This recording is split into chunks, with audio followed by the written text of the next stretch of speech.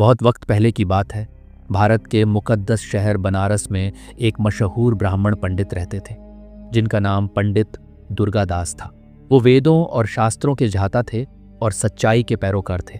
उनकी जिंदगी सादगी और दीनदारी का नमूना थी। दूर दूर से लोग उनसे इल्म और रहनुमाई लेने आते थे, लेकिन एक सवाल उनके दिल को हमेशा बेचैन रखता था। सच्चाई और इंसाफ के लिए सबसे बड़ी कुर्बानी किसने दी है? पंडित दुर्गादास ने बहुत से मजहबी किताबों का मुताला किया, कई उलेमा से बहस की, लेकिन उनके सवाल का तसल्ली बख्श जवाब उन्हें नहीं मिला। वो ये समझना चाहते थे कि कौन ऐसा अजीम शख्स था जिसने सच्चाई और इंसाफ के लिए अपनी पूरी जिंदगी कुर्बान कर दी हो, जिसने जुल्म के आगे झुकने के बजाय अपनी जान का नजराना देना बेहतर समझा हो। दिन जब पंडित दुर्गादास अपने आश्रम में ध्यान में मग्न थे, एक रहस्यमयी फकीर उनके दरवाजे पर आया।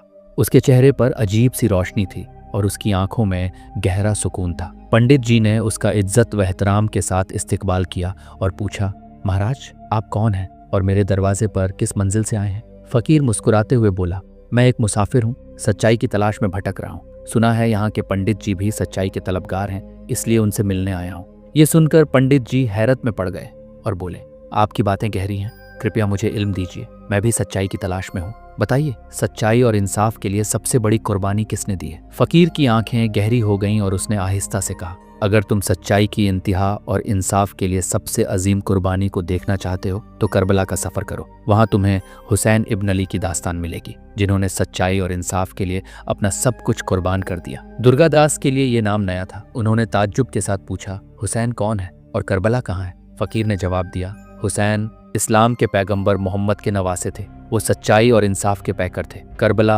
अरब की सरजमीन में एक मुकद्दस मकाम है, जहां हुसैन और उनके घराने ने जुल्म के सामने कभी घुटने नहीं टेके। उन्होंने अपना सर्वस्व कुर्बान कर दिया, लेकिन अधर्म के आगे नहीं झुके। अगर तुम उस अजीम कुर्बानी को समझना चाहते हो तो खुद करबला जाकर देखो। फकीर की बातें पंडित दुर्गादास के दिल में गहराई तक उतर गईं। उन्होंने उसी वक्त ये इरादा किया कि वो करबला की यात्रा करेंगे और उस अजीम कुर्बानी को समझेंगे। दुर्गादास ने अपने शिष्यों को आश्रम की देखभाल का जिम्मा सौंपा और लंबी यात्रा के लिए तैयारी की।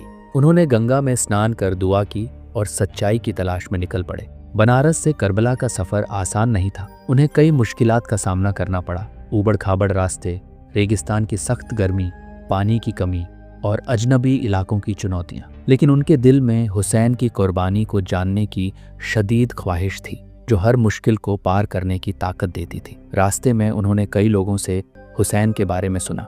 किसी ने बताया कि हुसैन ने यजीद के जुल्म के आगे झुकने से इनकार कर दिया था। किसी ने कहा, हुसैन ने इंसानियत को बचाने के लिए अपना पूरा घराना कुर्बान कर दिया, लेकिन झूठ का साथ नहीं दिया। सफर के बाद पंडित दुर्गादास करबला पहुंचे। वहां का माहौल गहरा सुकून और गम से भरा हुआ था।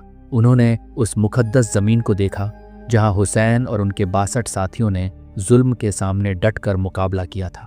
उन्होंने सुना कि कैसे हुसैन ने 3 दिनों की प्यास और भूख के बाद भी जुल्म के आगे घुटने नहीं टेके। कैसे उनके छोटे बेटे अली असगर को तीर मारकर शहीद कर दिया गया, लेकिन हुसैन ने यजीद की बैत नहीं ली।